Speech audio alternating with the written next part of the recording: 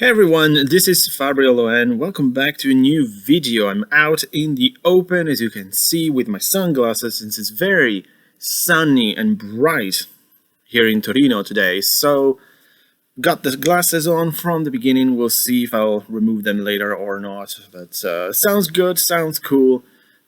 This video is an interesting one because I decided to do a response, but you can also call it sort of continuation. How was it? What was the actual term? Like chain response kind of thing? Even though it's not like this, I decided to make it that way.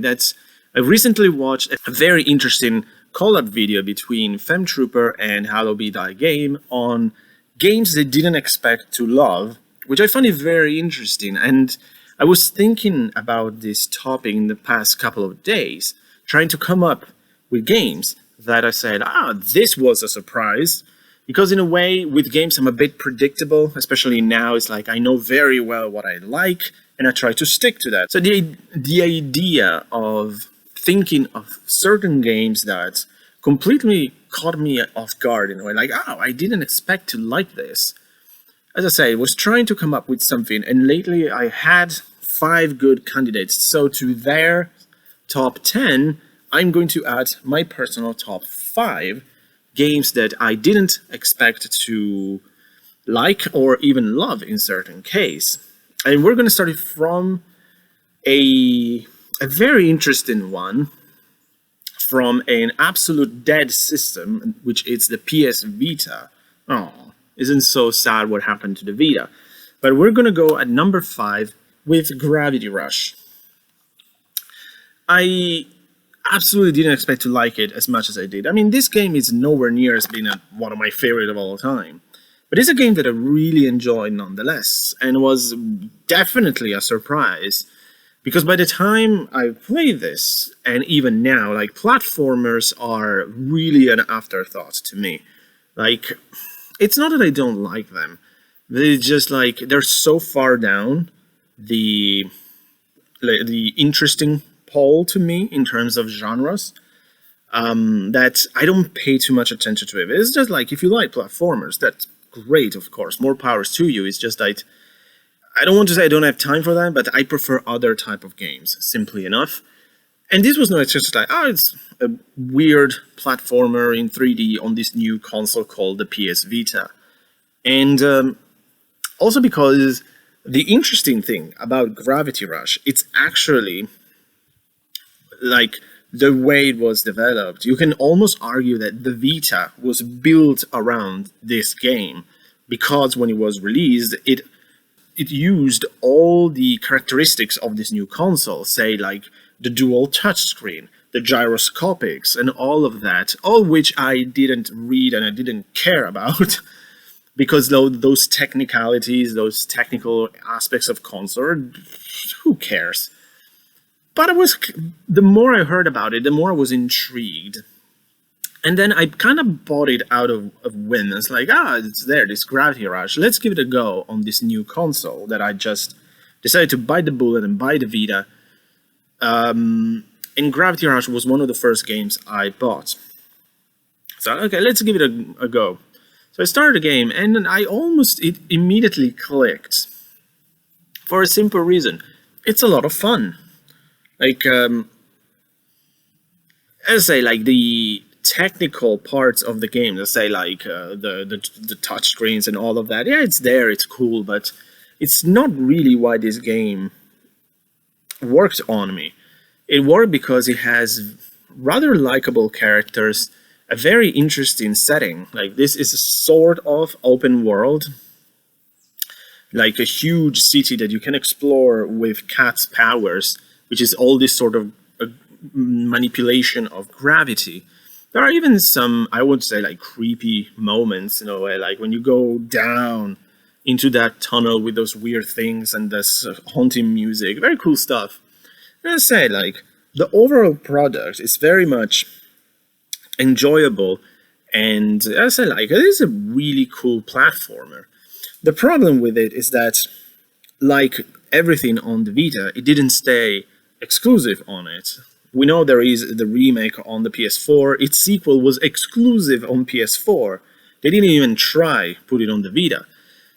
But unfortunately, we know that's the sad reality of the console. It never caught on here in the West. It was a massive flop, actually, over here. And I think Sony didn't really know what to do with it because they were so busy pushing the PS4, which makes sense. It was their main cash cow. But I think they really missed an opportunity with the Vita because that was a really cool console. Of course, now everything that the Vita did has been improved 10 times by the Switch. But Gravity Rush, I would say it's definitely one of my favorite games on the Vita. Even considering it's one of the first games on the system I played, it's still one of the best. It's a fun, quirky, weird, and rather original, I would say, platformer. So if you never had the chance to play it, highly recommend it. I say it's rather available, especially it's on the PS4, so there are no excuses. And I still need to even get the sequel, because I was kind of salty in a way that's like, why it's not on the Vita? Because they released it when the Vita was still around, but of course by then, I say, it was dead underwater. But number 5, a big surprise, Gravity Rush. At number 4, we have the big motherfucker himself, which is Bloodborne. Now, yes, I still need to finish this game because I hadn't had the time to play it since I'm playing something else. In years, basically. Eventually, I will finish it. Yeah, it's becoming a meme on its own, kind of. But I played this game like years after like the whole craziness for Souls games. I mean, I knew about them kind of since the beginning. Like I've read and heard about Demon Souls, and when that thing was not even popular, like it was a rather niche game that only some people were importing from Japan and playing. And there was this all like chat rooms and forums like, oh, this game is so hard and everything. And that is kind of the main thing with the Souls series. People only talk about its difficulty, which it's kind of appropriate, but there's so much more to this that I was able to experience only once I started playing Bloodborne, which was almost randomly and not at the same time. Because for the longest time, I kind of ignored. I wasn't in neither side as like the fanatical Souls players and the haters, because this series was so popular and hugely influential. I was just like, constantly like, I have something else to play. Eventually, maybe one day I will try this uber popular series. And I still remember that the thing that pushed me is like, I wanted to try. It was an up, up, down, down video of all things. Because they were talking so much about the Soul series, and this guy saying, oh, you should try Bloodborne. And it kind of reminded me, it's like, oh yeah, Bloodborne. Because the thing that really intrigued me about this game was not the challenge, was not the whole difficulty and to say, like, I'm a real gamer because I can play Souls game. Not at all. It was rather the setting. I was like, I remember watching pictures on magazines or videos or whatever. It's like, and I looked at this really weird, twisted, dramatic, gothic city. I was like, that looks awesome. Eventually I will play that game. And then once I played it, that became my favorite part of it. One of my favorite parts. I mean, I loved as I said, like this very gothic setting of Yharnam, I think it's called, if I remember correctly. And then especially once there is the sort of Lovecraftian twist, let's say, which it's kind of progressive, yet sort of out of nowhere at first, but it's done very well. I was like, oh my god, this game is the best, basically. In the meantime, as I was playing and experiencing the game, I also fell in love with the gameplay. And rather than the difficulty, because yes, I died a lot playing Bloodborne, of course, but it didn't bother me so much. What I really enjoyed, and I think it's the main selling point of these games, is of course the sense of reward. Like that feeling that you have once you beat a very tough boss that you've been struggling for hours. It's the best in the world. I mean, the rush of adrenaline, that sensation you accomplished something difficult, it's amazing. I still remember when I beat, say, Father Gascoigne the Blood-Starved Beast, Rom, all these very challenging bosses, I was like on top of the world. Like, I still remember the one that gave me the most problems was the Blood-Starved Beast. I died so much on that battle, primarily because it was so much faster than me. And I was having a really hard time with that boss. But when I managed to beat it, I mean, I had to stop playing for a couple of minutes because the adrenaline in my body was completely overflowing, basically. It was incredible. It's something that I never experienced. And one of the reasons why I absolutely love Bloodborne. And yeah, I really want to get back to it. It will happen eventually. It's just like I have my times and rhythms with games. But the thing I'm very curious to see is how I will react to Dark Souls, because I'm going to play it soon and just need to finish a couple of games first. And then I will jump into Dark Souls 1 on the Switch.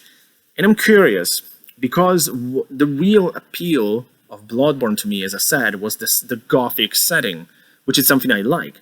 Dark Souls looks like, as I say, I'm saying this without having played, so maybe there's more to it, but it just looked like a bland dark fantasy setting to me, which is not really appealing. But we'll see. Maybe I love it, of course. I mean, I need to play it first to judge. But it's just a sort of sense there's like, maybe it's not that interesting. But perhaps I love it nonetheless. But at number 4, big surprise, a uber popular game, I know, but I didn't expect to love it as much as I did. Because I thought, well, maybe it will frustrate me, even though I don't have a problem with difficult games. I grew up playing difficult games on the NES, so yeah, it's just that games used to be easier before Souls made hard games cool enough again. So, but at number 4, Bloodborne. I was expecting to like it, but not as much as I did. At number 3, now this is interesting because it has its own story, basically. At number 3, we have Dragon's Dogma Dark Arisen on the Switch. This is a game that perhaps I wouldn't even picked up on my own, or maybe eventually and not played, like I did occasionally with my games. But my good friend Leo the Funny Nerd sent me this game for my birthday because we had a sort of a master plan. The idea was that Leo, Mario from Accident Gaming, and myself were supposed to play this together, co-op, or the way you play this game online. But after like a week or something, I was the only one playing the game, because I think Leo couldn't get into this and Mario was doing something else. So I just kept playing. And the thing is that at first, I mean, it was, I had to say, like, nothing special, but decent enough that made me continue playing. As, like, I liked the idea of the pawn system, the story was nothing special, but the gameplay was fun enough to say, let's keep going. It's a decent game, we'll see where it goes, even though, as I say, the setting is nothing special. It's just, again, it seems like your generic fantasy world that you've seen a million times. Again, the story, it's, again, rather generic. But then something happens, something that I didn't expect, and that is the final part of the game, which I think it's where the game shines. Like, the first 2/3 of the game, and leave it or take it, nothing special.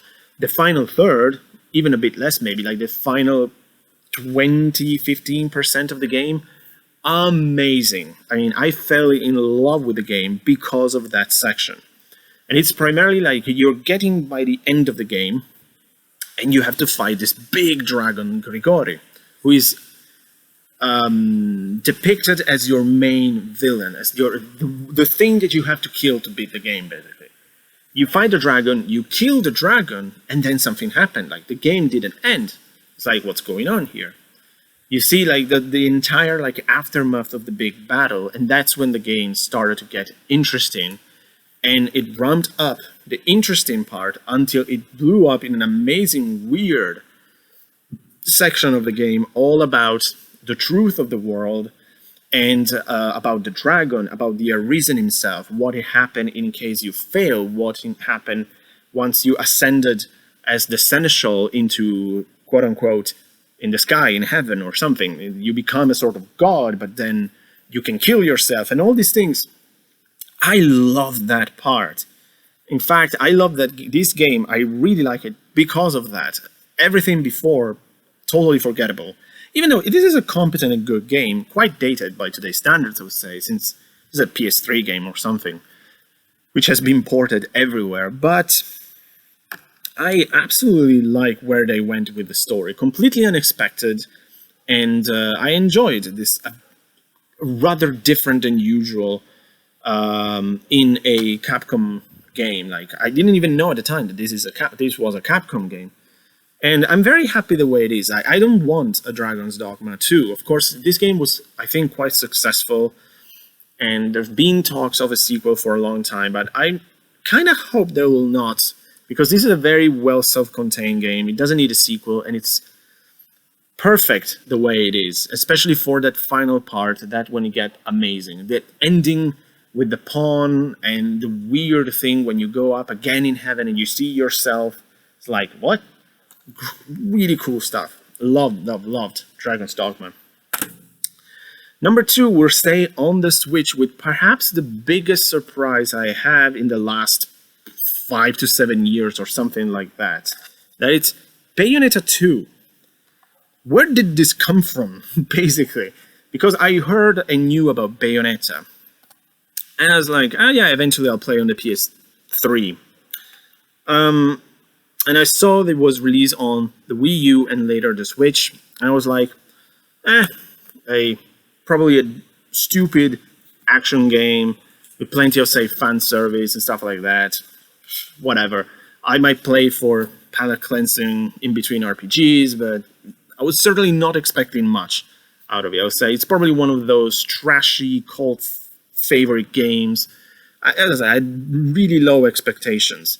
Maybe that kind of helped, because I knew Bayonetta had a dedicated cult following, but it doesn't necessarily mean that the game is good, of course. But then I played the game, and my perspective on it changed completely, like 180 degrees.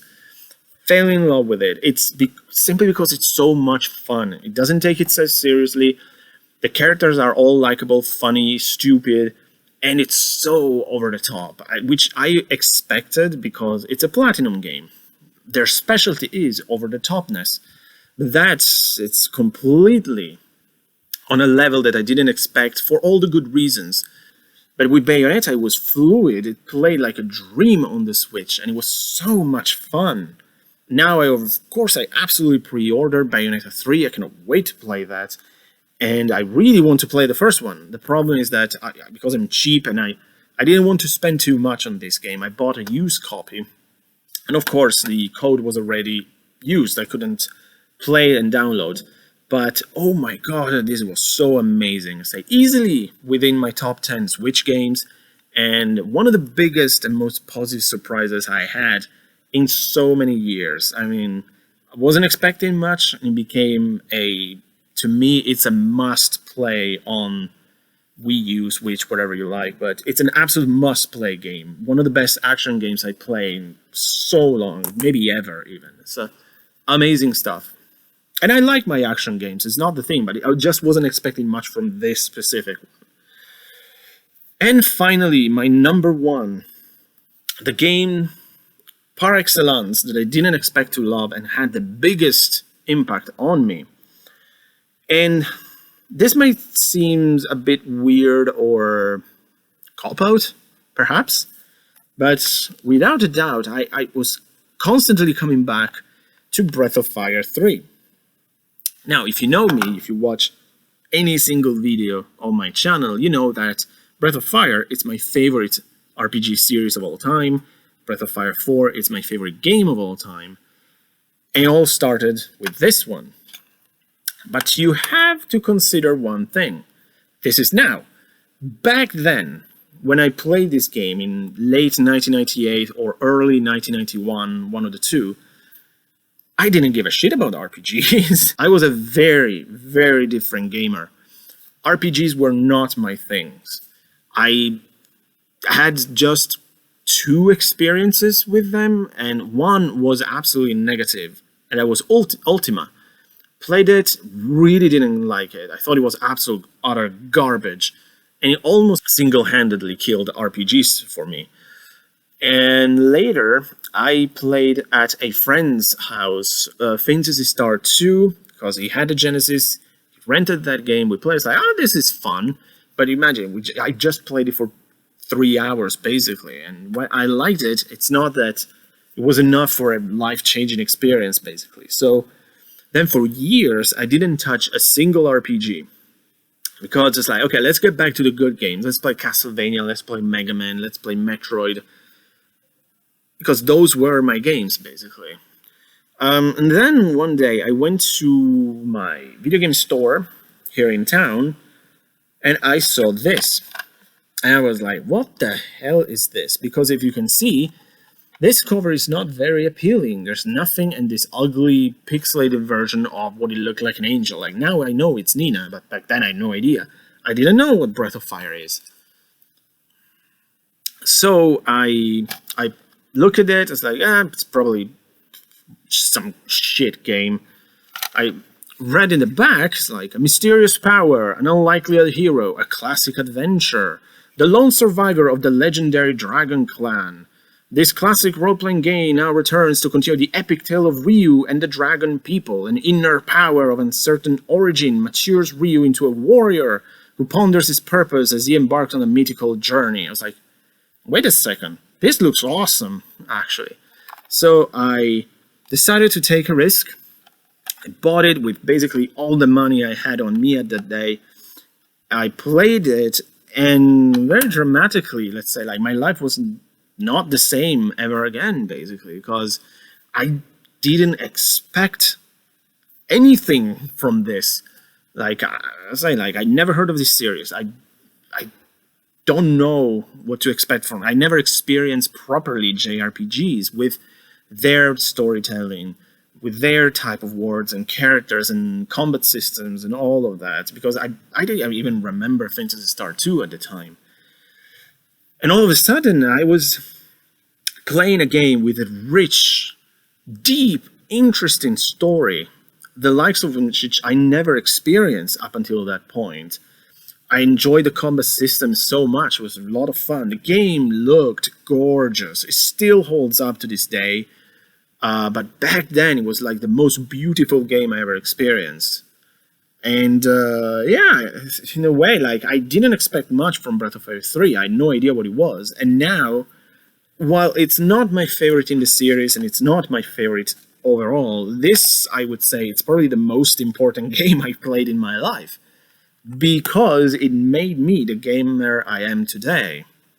My love and passion for RPGs started from that day, random day, with this random game, which completely shocked me and made me aware of these amazing games that will soon become my favorite. From that moment, I have to play every RPGs in existence, basically. I'm still on that journey to this day. I'm not tired of the RPGs yet. I will probably never will, because I love these games so much. But it has to be the biggest case of a game that I didn't expect to love. And then it became one of the greatest experiences I ever had in my gaming life. So with number one, without any doubt, I had to put Breath of Fire 3. It's a fantastic game. Highly recommend it if you never experienced. It's a bit old school for today's standards for some people, but it's still amazing. I would say it's a milestone in the genre. Everything that it did will be perfected by 4, but you need to play 3. It's super good. So there you have it. These are my top 5 games that I didn't expect to love, which are yours 5 games you didn't expect to love, but completely surprised you and forced you into a 180. Definitely keep doing this sort of unrequested chain response to Femtrooper and Hallowed by name. Definitely check their video. I'm going to put it down in the description. But thanks so much for watching, guys. I'll see you next time. Take care.